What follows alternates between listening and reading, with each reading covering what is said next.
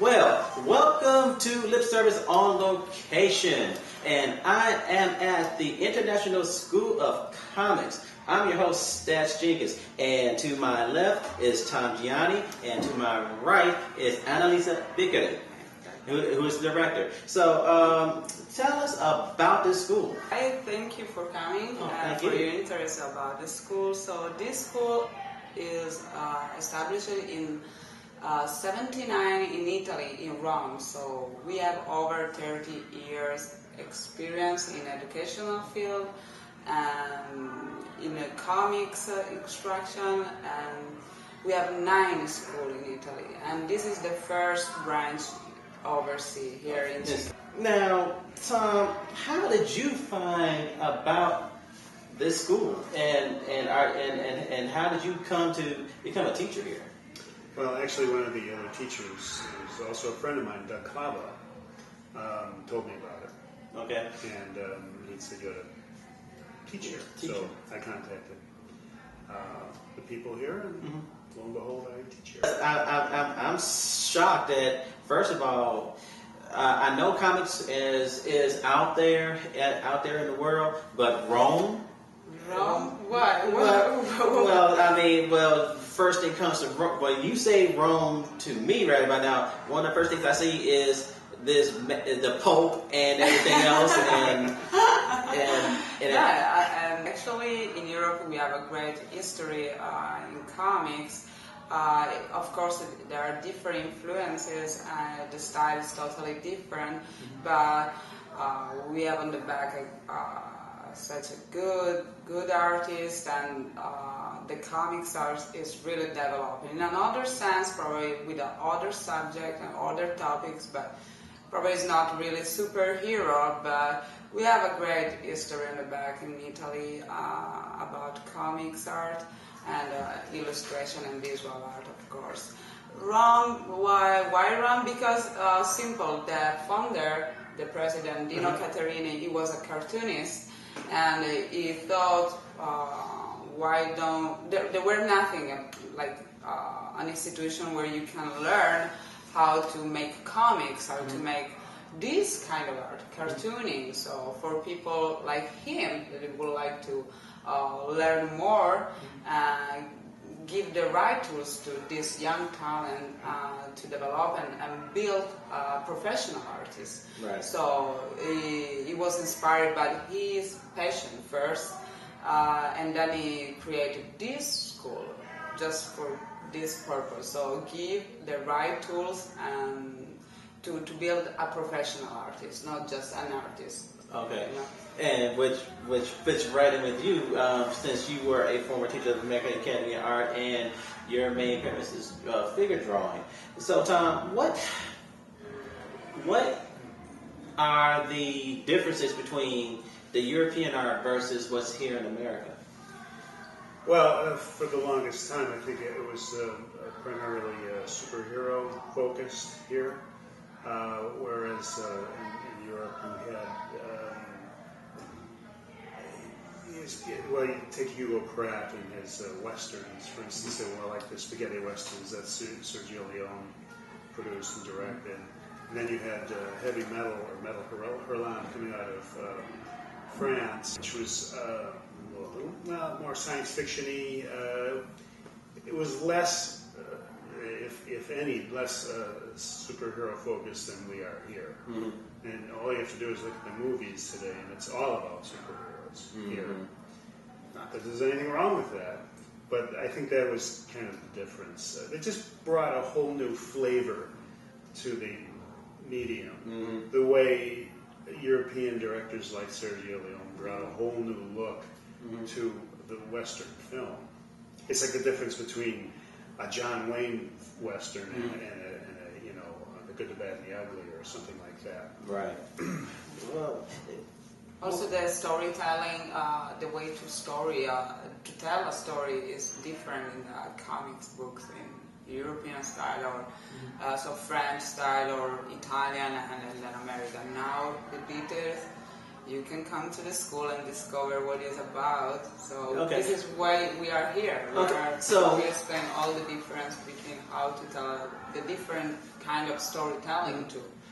So then you pretty much go through the whole entire process from idea to final print copy. Exactly. We start from the beginning, from the first sketches, so concept design, brainstorming, so researches. But before of this our student focus on fundamentals, so anatomy and perspective. They have to be strong. They have to reach this strong knowledge about fundamentals, because this is the only tool that let them manage perfectly every kind of designer drawing. They can draw whatever they want if they know really well basics. If they can manage perfectly anatomy and perspective, so fundamentals, they will be able to draw whatever they want in the graphic style that they want, and develop their own graphic style, their professional and artistic profile. Okay. And if I may, go right ahead. This is something that's very unique, at least in this city. I know there are other schools like the Joe Kubert School, but certainly in this city and in this region, there is nothing like this. There are other art schools here. There's terrific art schools like the American Academy, but there are broader, focus.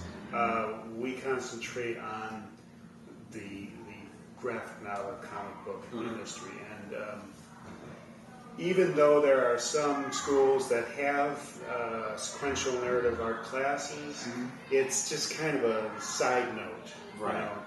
You know? And frankly, some of the schools I've been at, I don't want to name names, but the Art Institute, for instance, they're very big on concept, but not taking it any further than that. Whereas we are very big on concept and taking it to the finish and everything in between. Right. Well, which for me is, I wish I had known about this a long time ago, because then I could be a long way from coming and drawing stick figures. So with this, how quickly can one develop a strong base in order to produce comics? Let's say you take somebody who could literally just for somebody who would say in their own mind say, I can't draw. Can you, how quickly can you develop them to say, well, you know what, we can take you from stick figures to actual comic, to where somebody can say, this person can draw. Okay, I think, the question about timing is kind of depend about how many efforts you put in what you want to achieve, how strong you want to reach your goal first.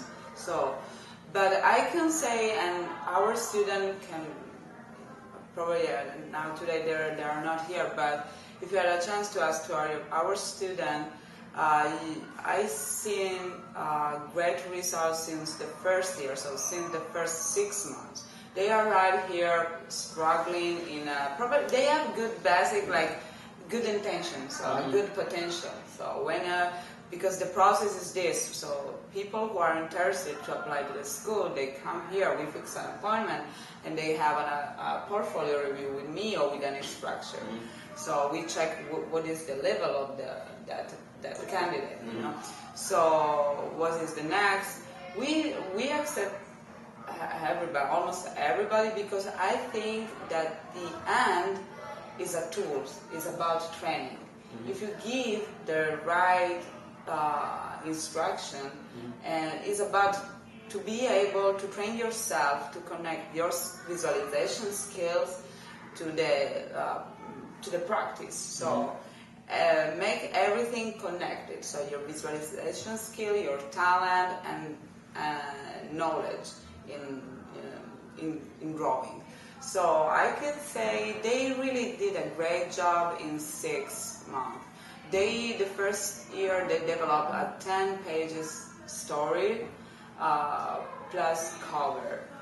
Okay. So they did a great job, and we always give them different subject, different content. Like, for example, one was about Chicago legends, and they choose a character, a celebrity from Chicago history, and they developed their own story.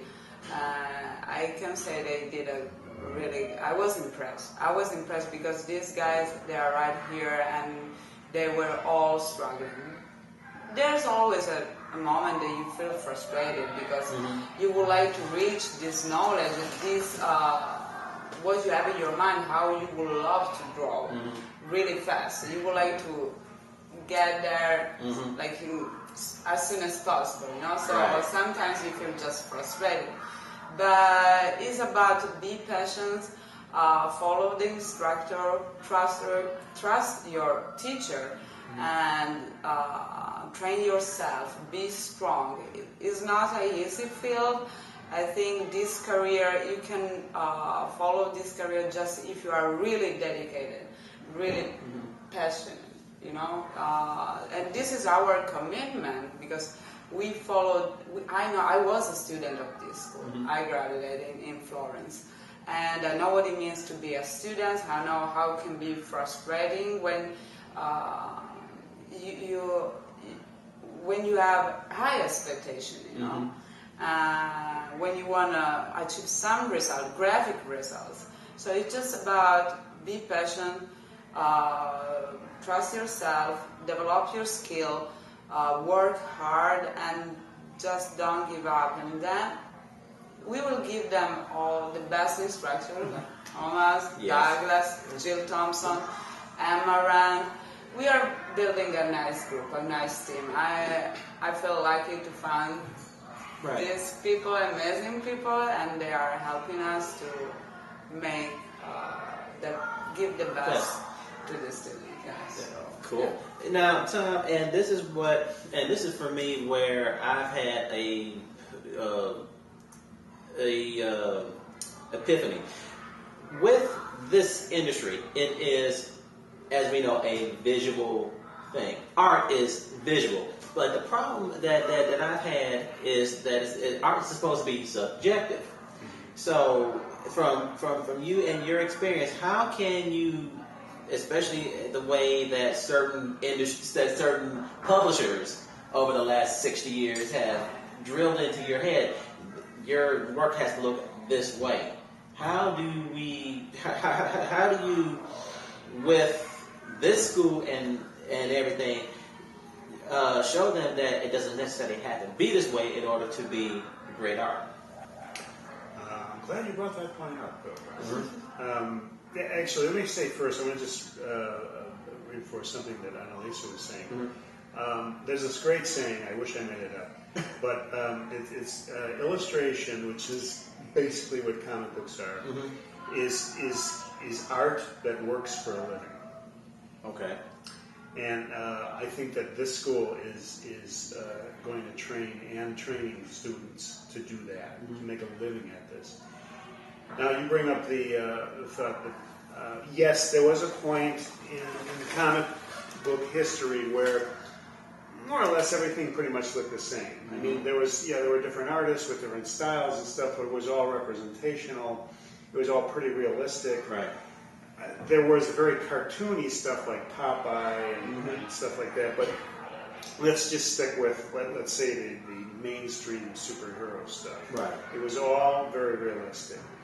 But these days, it is evolved to the point where there are all different kinds of styles and looks. Now, you take Mike Mignola in Hellboy, for instance. He's got a very graphic style, very beautiful, gorgeous black and white. You know, I know there's color in it, but I mean, he uses his style it's a totally new, different style than anything that has been done before that. Even though some of his heroes are Jack Kirby, you can kind of see aspects of Kirby in it, the way his action is and everything like that. But it's a new look, And even just looking at the books behind us, you can see several different styles. You've got the classic Archie cartoony style.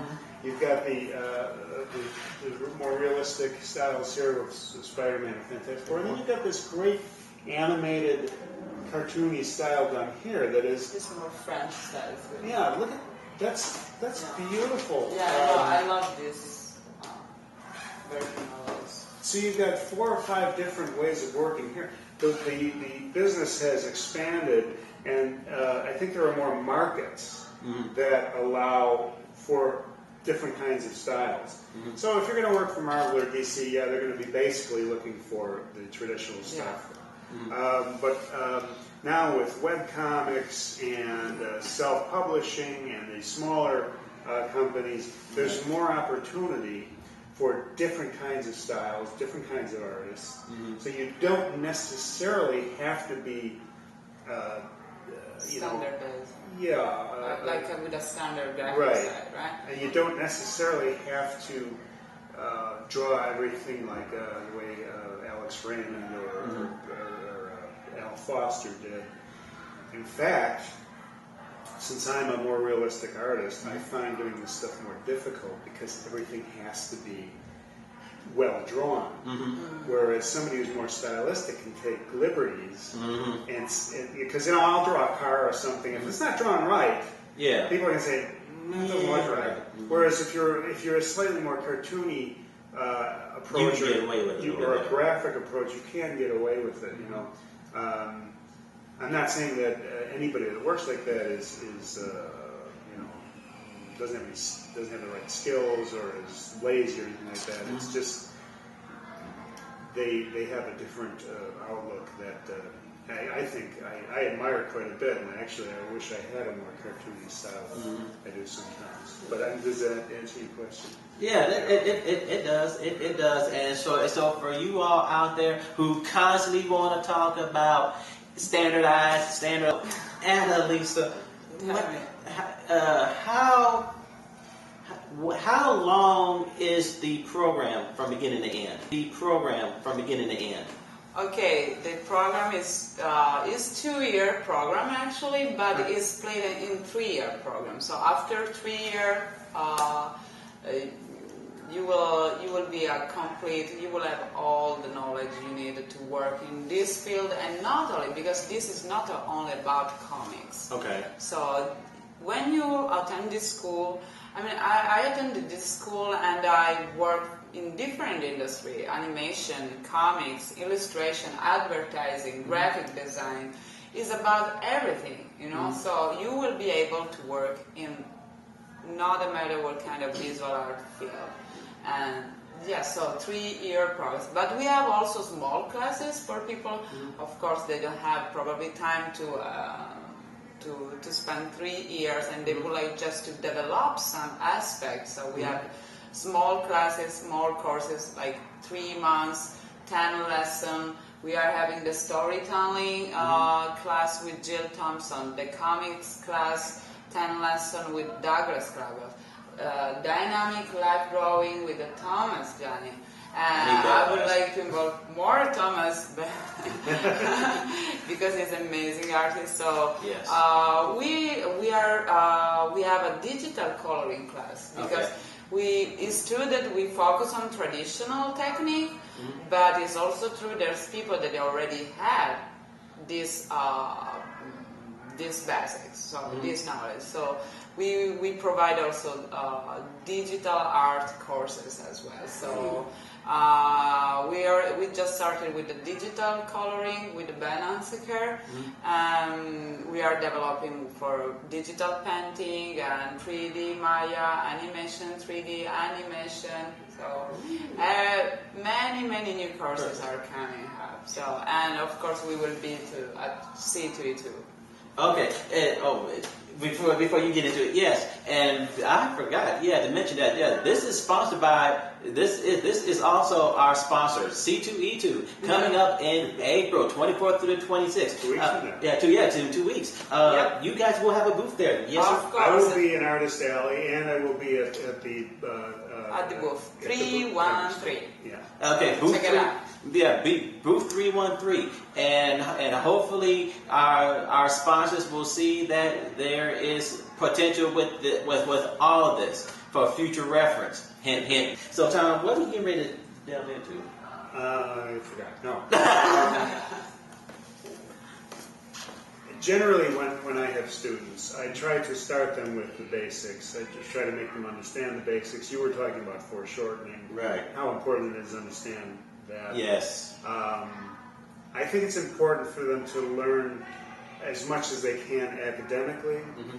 But on the other hand, if I see a student that is kind of maybe branching out into a different way of working, and I think it works, like maybe being a little more cartoony or something like that, I say go with it, you know.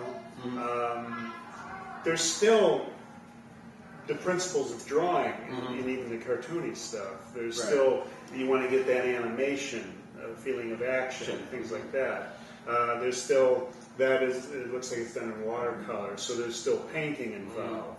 There's still sequential storytelling that's involved. And there are rules or fundamentals or principles that dictate how this stuff works well, you know. So there is that basic stuff that they have to learn, and then they can branch out into their particular styles. Now, if some student wants to be a very realistic painter and renderer and drawer, we you know, that's why we have figure drawing, and that's why we have some of the other drawing classes we have here. Right. Well, and there lies for me, one of the big things that has driven the schism, because I sit back and look at manga, and you see the various styles of manga, but it seems like within that community, everybody knows that, okay, that's that particular style, and nobody bats an eyelash.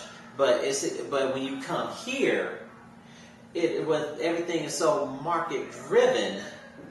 Then all of a sudden you get this big schism. Now, thankfully, now that thanks to web comics and everything else, that seems to be somewhat abated. But now especially now with Comic Cons and everything else, you still get this standardization. So I guess my main question is, should people really be especially in this market, be such sticklers for that, as instead of just appreciating what the producer is putting out there? Well, I think one of the things I notice when I walk around Artist Alley is there does seem to be a certain look that a lot of artists are trying to achieve. For me, I would tell any developing artist, do the stuff that you want to do, because eventually you'll find a niche for it, hopefully. Yes, you have to be somewhat aware of the market out there, but I think one of the great things about the Comic-Cons is that they are like huge focus groups. So you kind of find out what it is that people, what it appeals to. Now, I'm going to the Windy City PulpCon next weekend, which is in Lombard, and I will have the pulp art that I do for the Robert E. Howard books. Most of that doesn't appeal to your average C2E2 goer, because it's funny, some people at conventions, they get very, they'll come by and they'll say, one guy said to me, he goes, I love this stuff. This is exactly what I'm looking for. And I said, great. I said, do you have anything else like this? I said, well, I have this. You know, and it's weird because they'll be very focused in tunnel vision. They'll say, oh, you do nice dragons. You do any unicorns? Or it's, oh, you do a great shadow. Do you do Doc Savage? It's like, well, no, I have the shadow. You know, so there's all these people with these different interests, and you've got to decide which direction you want to go in eventually. I'm going more towards pulpy stuff. My character, Mechanicana, is more of a pulp character. I want to introduce some Lovecraftian aspects to the story.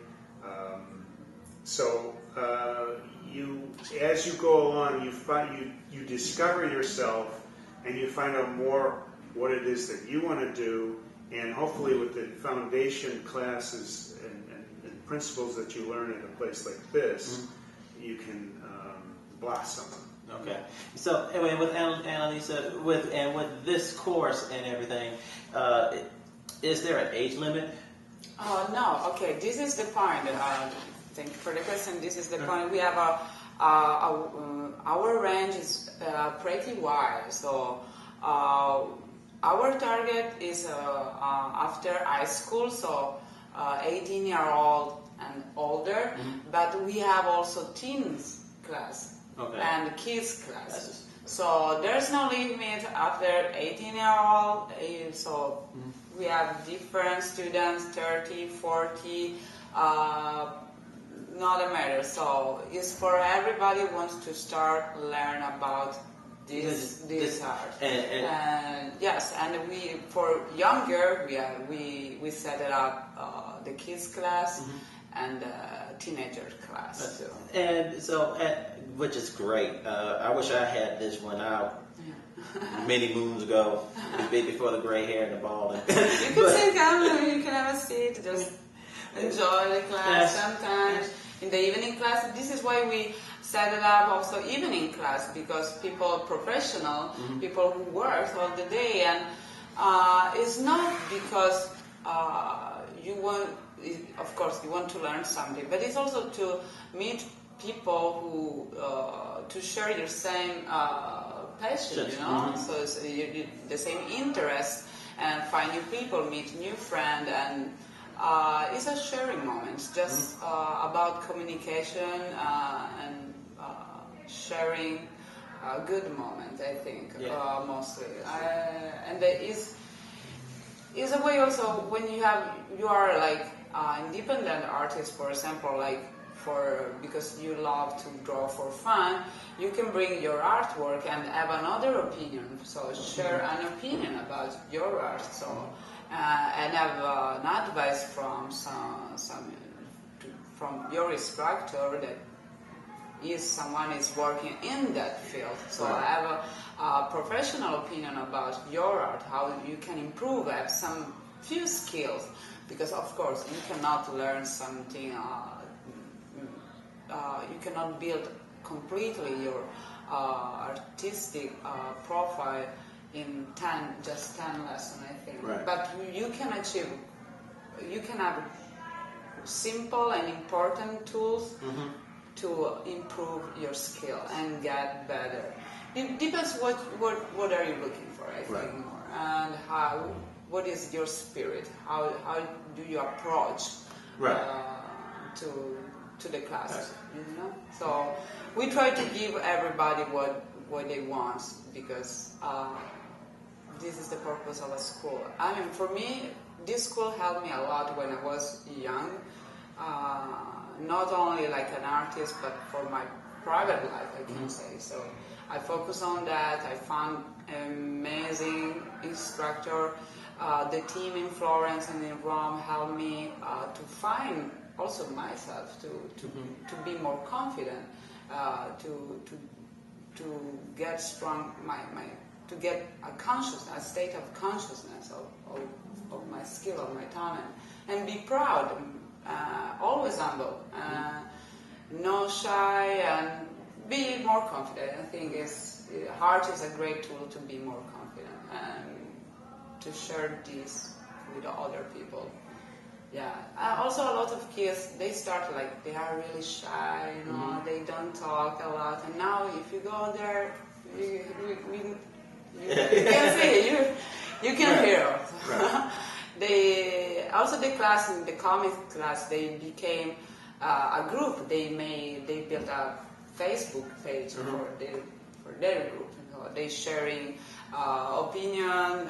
They post their work. So it's nice. It's nice to see how they grow up together and they became more confident. This is what we do here. We build fun careers. What you want. This is what you want. We will give you, and we will find also a way to help you. And we are all, it's like a family, you know. We are not so big, so we help each other. We support each other, and I think this is the great spirit of this school, that we are most like a family, and student and teacher are always in touch, sharing emails. The relationship is really close, like a mentor, you know.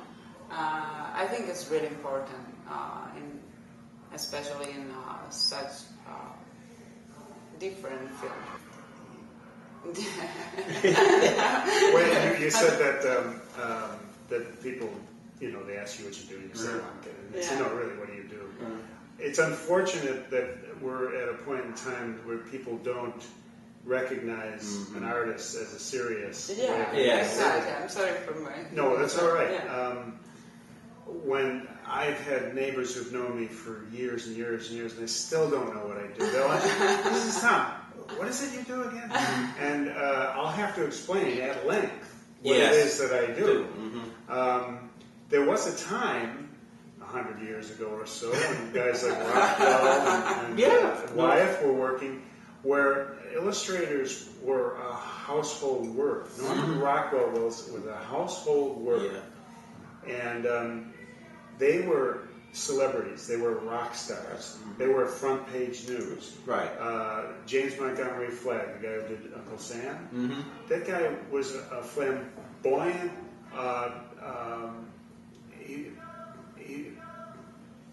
publicity monger. I mean, he was literally on the front page of newspapers. These guys would go out and they do raise money for war bonds during the wars. They would endorse products in magazines. People knew who illustrators were. Unfortunately, even the word illustrator is a mystery now. But hopefully, with the rise in the interest in superhero movies and then in comic books and all this stuff, that'll change. There's a big demand of artists, concept artists especially. Everything that, like, as I said, it's not just comics, it's what all that is around comics, also merchandising, so t-shirt and puppets or whatever, you know, there's someone behind that concept is, design is. So, and the design came from somebody. And I think this is the artist you could be, you know. You can become an independent artist or graphic novel artist, or work for Marvel, DC, the big publisher, or work for a company that give you the, like, how design me, I don't know, whatever, a cap or whatever. And I think everything starts from design, concept design. So this is part of a creative process. We do this too. Demand now is the market is really developing. Then there are always other people that will develop digitally or some, but still, I think that everything came from the first sketch. Speaking of concept, an art job came out of the weirdest place a couple of weeks ago. A lawyer called me and said that he's representing a woman who was in a car accident. She was in a very bad car accident, a rollover SUV. She was strapped in the seat and hung upside down for 45 minutes before they rescued her. And he says, what we need is a painting of her hanging upside down in the car bleeding. And it's going to be presented to the jury, so they can see, instead of, in addition to describing what it could look like. Yeah, what it looked like.